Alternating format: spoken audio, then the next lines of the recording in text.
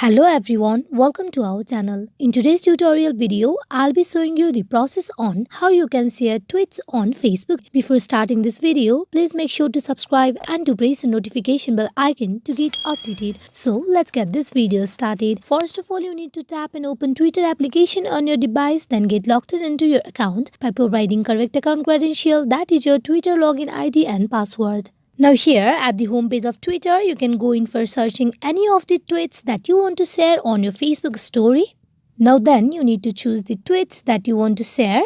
As I'm going with very first one. Now here to share this, you just need to tap on the share icon, that is 3 circle with line joining them. You tap on it.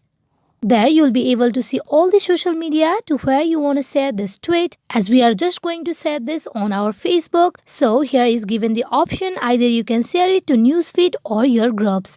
As I'm going with newsfeed, you need to tap on it. And this will directly lead you to sharing the post of the Twitter. There you can see the Twitter link has been attached. Now you can go in for writing anything that you want to for this tweet post. After you are done, you just need to tap and post on top right side of your screen.